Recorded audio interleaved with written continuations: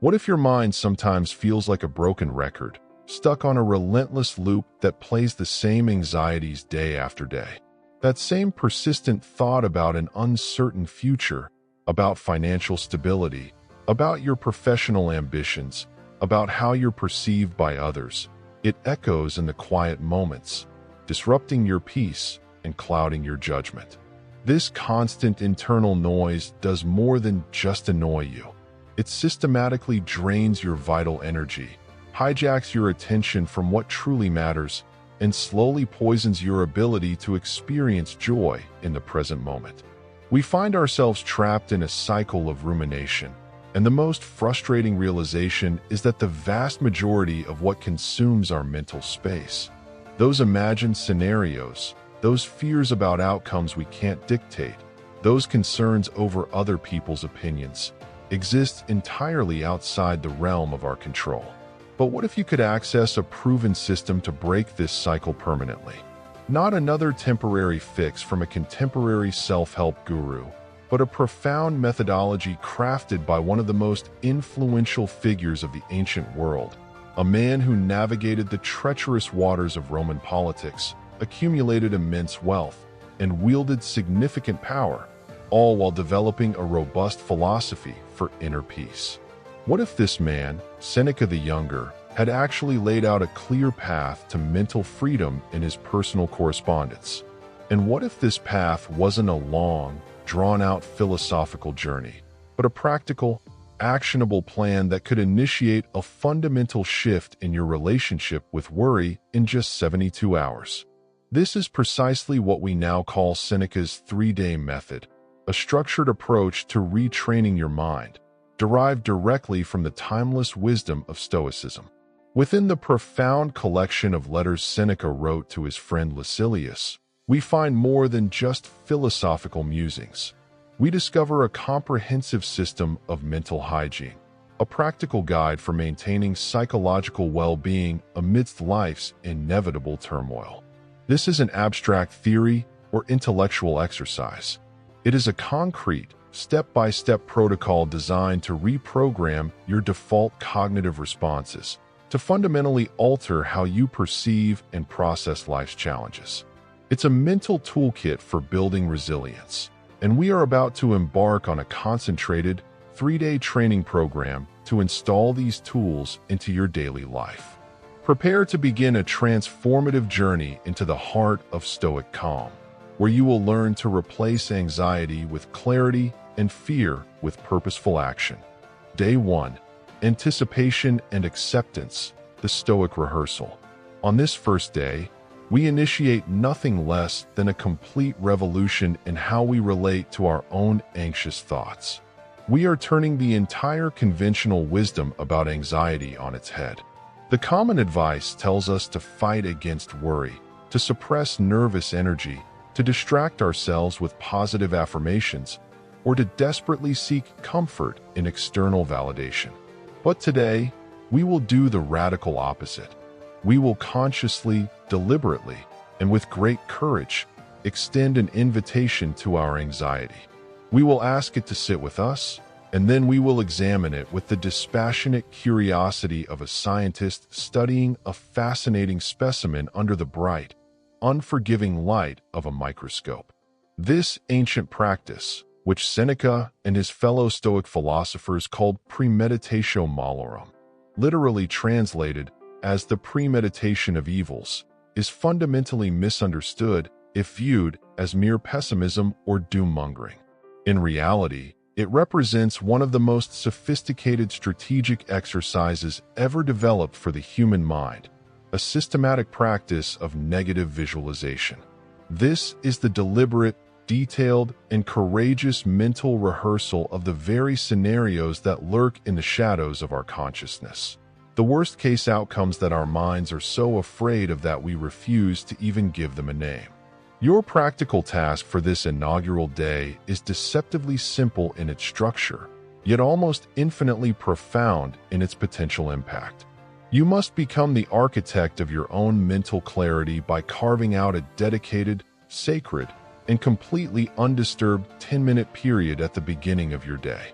Find a quiet space, perhaps with a notebook and pen, tools that make your thoughts concrete.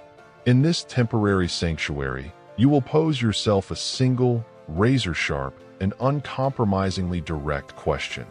If I am completely honest with myself, what is the absolute worst, most catastrophic, most devastating thing that could realistically unfold in the specific area of my life that is currently generating this storm of distress within me? And then, here is the critical part. You must make a vow to yourself. You will not shy away from the answer. You will not allow your mind to deflect or change the subject. You will, instead, consciously choose to lean into the discomfort.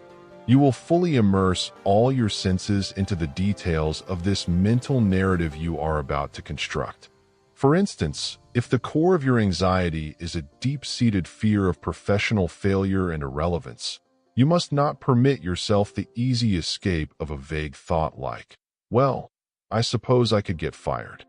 That is an intellectual abstraction, and it has no power to heal. Instead, you must courageously direct the full movie in your mind. Vividly imagine the entire sequence of events with stark clarity. The calendar notification for an unexpected meeting with your manager, the walk to their office, the expression on their face, the specific words they might use to deliver the news, the physical sensation of your access card being deactivated, the process of packing your desk, the daunting task of updating a resume that now carries the stain of termination, and the gnawing uncertainty of navigating the financial landscape without a steady income. Most importantly, you must not turn away from the emotional landscape. You must confront it head-on. The initial, cold shock of the news, the hot wave of potential shame and embarrassment, the heavy, sinking feeling of disappointment in yourself. You must sit with these feelings in the safe container of your morning practice, allowing yourself to feel them fully without being consumed by them. So, where is the magic in this seemingly gloomy, almost masochistic exercise? Why would voluntarily traveling to these dark places in your mind lead to anything other than deeper despair? The answer is that the transformative power of this practice lies in two profound and sequential psychological shifts that can only occur when you systematically and courageously confront your fears in the controlled, safe environment you have created for yourself. First, you are engaging in an act of psychological disarmament. You are effectively robbing your fears of their single greatest weapon, the paralyzing power of surprise and the terrifying, amorphous weight of the unknown. A fear that has been thoroughly examined, dissected, and walked through in the safe, rational light of day loses its terrifying capacity to ambush you in the vulnerable dark of night. It is demystified. It transforms from a monstrous, shapeless phantom into a known quantity, a specific scenario you have already visited, whose terrain you have already mapped, and whose emotional impact you have already, to some degree, metabolized. Second, and perhaps even more critical for building long-term resilience, this practice forces upon you a crucial and life-affirming realization that most people spend their entire lives avoiding. By deliberately and mentally walking through the entire length of your worst-case scenario, you will almost invariably stumble upon a fundamental, empowering truth about the depth of your own human capacity for resilience. You will survive. It might be painful, it might be humbling, it might force you to change course, but you will not be annihilated. You will adapt. You will discover resources within yourself you didn't know you possessed. You will find a way, one step at a time, to move forward. This repeated process builds what can only be described as a robust psychological immunity to fear. The monster under the bed, when you finally find the courage to turn on the light and look it directly in the eye, is never, ever as large or as terrifying as the immense, distorted shadow it was able to cast upon your wall. Day 2. The pause and analysis, becoming the observer of your mind. The second day of our training marks a crucial transition in our journey toward mental mastery. where day one was about preparation and mental rehearsal in the safety of our own mind sanctuary. Day two is about real-time intervention in the messy, unpredictable theater of daily life. Today, we move from theory to practice, from contemplation to action. This day is dedicated entirely to the rigorous training of what we might call your inner guard, that higher faculty of your consciousness that can stand separate from the chaos, maintaining a vigilant watch over your automatic thoughts and knee-jerk emotional reactions without getting swept away by them. The core psychological insight here, one that Seneca articulated with stunning clarity 2,000 years ago, remains one of the most liberating truths you will ever encounter. The vast majority of our emotional suffering, our anxiety, and our distress does not originate from the objective events themselves, but rather springs forth from our own subjective, highly personalized, and often wildly catastrophic interpretations of those events. Therefore, the single most essential skill we must cultivate on the path to Stoic calm is this: the ability to draw a bright, unmistakable, and definitive line of separation between a neutral, objective event occurring in the world and our heavily charged, subjective judgment about what that event means. Your mission for day two, should you choose to accept this challenge to reclaim your mental sovereignty, is to practice this skill of discernment in the wild as you move through the ordinary and extraordinary moments of your day. The training begins the very instant you feel the initial, familiar surge of anxiety, that unmistakable tightening in your chest, the sudden quickening of your pulse, the telltale flush of heat, or the first few threads of a spiral of worried thoughts beginning to weave themselves together. In that critical moment, you must institute a deliberate, non-negotiable mental pause. This is not a passive pause, but an active and forceful intervention in your own cognitive process. Imagine hitting a giant, red stop button in your mind, halting the automatic conveyor belt of your thoughts. Within this sacred, self-created space of suspended judgment, you will then deploy two disarmingly simple, yet profoundly potent questions to surgically dissect the experience and disarm its emotional charge. First, with the ruthless objectivity of a crime scene investigator, you ask, what is the bare, objective, verifiable fact here, completely stripped of all my personal interpretation, emotional coloring, and projected meaning? You are mining for the pure, unadulterated data point. For instance, the fact might be nothing more than, my boss sent me an email. The email contained a request to discuss my report later today. That is it. That is the entire, neutral event. There is no inherent drama in this fact. Then, you turn your attention inward, shifting from the external world to the internal narrative machinery, and you inquire with compassionate curiosity. Now, what is the elaborate, dramatic, and likely fear-based story I am instantly telling myself about this bare fact? This is where you will inevitably discover the true engine of your anxiety. The story might instantly unfold in your mind like a tragic screenplay. He must have hated the report. It was subpar. He's angry with me. This discussion isn't a conversation. It's a confrontation, a prelude to me being reprimanded or even fired. My professional reputation is ruined. My career here is over. This conscious, willful act of pausing and methodical questioning serves as a powerful circuit breaker in your psyche's wiring. It shatters the deep-seated, automatic, and unconscious link that has been forged between an external trigger and your internal panic reaction over a lifetime. More importantly, it creates a precious sliver of psychological space, a buffer zone between the initial thought arising in your mind and your immediate, total identification with that thought. In that space, no matter how small it may seem at first, lies your entire freedom. You are no longer a helpless hostage, bound and gagged in the caboose of a runaway train of your own thoughts. You become the calm, discerning station master, standing safely on the platform, watching the various trains of thought. The anxiety express, the worry local, the panic freight, come and go according to their schedule, without feeling the compulsive need to climb aboard any one of them. This moment of detached observation, this ability to see your thoughts rather than just be your thoughts, is nothing less than the birth of true emotional self-mastery and the very essence of a mind that can remain unshaken by the storms of circumstance. Day 3. The diary and letting go, the evening court of the mind. The third day of our transformative journey introduces what may become the most valuable ritual of your life, an evening practice of mental cleansing and conscious closure. Where the first day taught us courageous anticipation and the second day trained us in real-time awareness, this third day is dedicated to the sacred art of completion and release.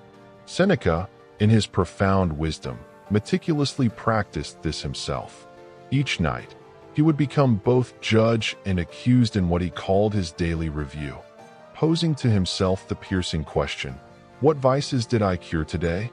What weaknesses did I overcome?" This was not an exercise in self-flagellation, but rather a systematic method of accounting for the state of his own soul, of taking stock of his mental expenditures and emotional investments before closing the books on the day.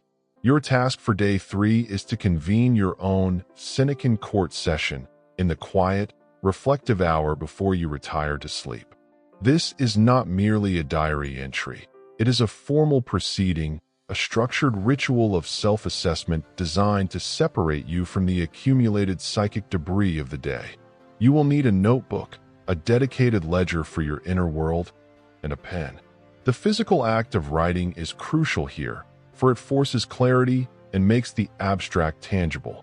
In this court, you will serve as witness, prosecutor, defense, and judge, guided by 3 foundational questions that will cut to the heart of your daily anxieties.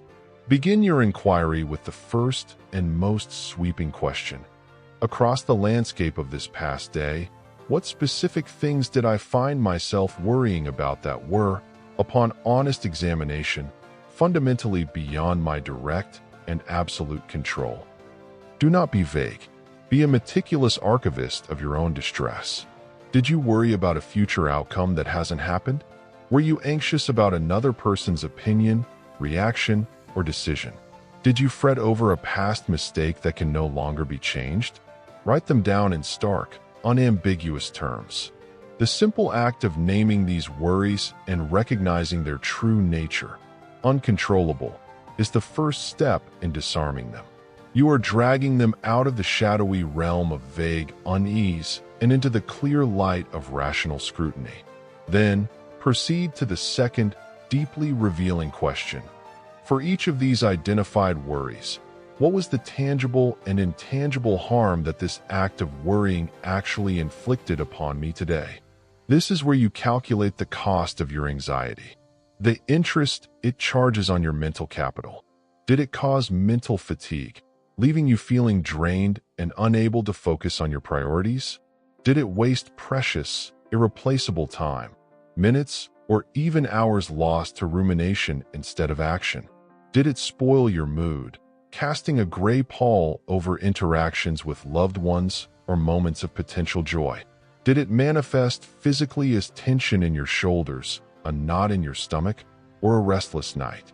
By itemizing this toll, you are no longer seeing worry as a passive condition that happens to you, but as an active agent that exacts a heavy price. You are building a powerful case against your own unproductive mental habits. Finally, you turn from assessment to agency with the third and most empowering question. For the sphere of this worry that does remain within my influence, what is the one smallest, most concrete, and completely controllable action I can take tomorrow to move one step forward? This is the masterstroke that prevents the ritual from becoming a mere catalog of faults. It transforms you from a passive worrier into an active problem solver. If you worried about a project, the action is not finish the project, but spend 25 uninterrupted minutes drafting the first section. If you worried about a relationship, the action is not fix everything, but send a brief, kind text to check in. This step redirects the energy previously spent on anxious cycling into a focused, manageable channel. It proves to your psyche that you are not helpless. The final, ceremonial act is as symbolic as it is practical. By consciously writing down these reflections and then firmly closing the notebook, you are performing a powerful psychological gesture. You are symbolically throwing away these anxieties. You are declaring to your mind, "This day is over. This accounting is complete. I have learned what I can from these experiences, and I choose not to carry this burden with me into the night or into the new day." You are physically containing your worries within the covers of a book, rather than letting them roam freely in the theater of your mind as you sleep. This practice of deliberate closure ensures you do not take yesterday's troubles as baggage into tomorrow's dawn. It is the ultimate application of Stoic wisdom, acknowledging what is past, focusing on what is within your power, and releasing the rest. In doing so, you clear the mental slate each night, ensuring you awaken not with the accumulated weight of yesterday, but with the fresh potential of a new beginning. 3 days. 3 transformative practices. Let's be perfectly clear. This journey won't magically erase all problems from your life. Challenges will still come, obstacles will still appear. But what will change forever is your relationship with them. You will stop being a reactive prisoner of your circumstances, constantly responding to external pressures with anxiety and dread. Instead, you will become proactive, the architect of your response, the calm captain steering your ship through any storm. You will cease wasting your precious mental energy on the wind, on hypothetical scenarios, uncontrollable outcomes, and imagined catastrophes. And you will start consciously, deliberately directing that reclaimed focus and vitality toward what truly matters: meaningful action, genuine connection, and purposeful creation. Seneca, whose wisdom we followed these 3 days, put his finger on the very root of our suffering when he observed, "We suffer more often in imagination than in reality." These 3 days have been your practical, hands-on course in how to test that truth for yourself. This is the essential skill of reclaiming your imagination from its role as a factory of fear and reinstating it as your most powerful workshop for creation. This is the fundamental shift from being a passive consumer of your own worries to becoming the active director of your mental energy, redirecting it from the draining void of worry to the life-giving realm of creation. Your mind is not a vulnerable open field. It is your fortress. And every day you choose to practice these principles, you are strengthening its walls, reinforcing its gates, and ensuring that your inner peace remains unassailable. The power to build this unshakable inner citadel is now in your hands. If this journey from anxiety to agency resonated with you, if you felt the shift from being controlled by your thoughts to observing them, then do this now. 1. Like this video. That simple click tells the algorithm that this kind of practical wisdom matters. It helps us reach more people who are tired of worrying and ready to build their mental fortress. 2. Subscribe to the channel. Your 3-day training is complete, but the path of mastery continues. We are just getting started. By subscribing, you're ensuring you don't miss the next session, where we'll continue to deconstruct ancient wisdom and turn it into modern-day superpowers. The strongest fortresses are built one day, one practice, one conscious choice at a time. Your next one begins tomorrow. We'll see you there.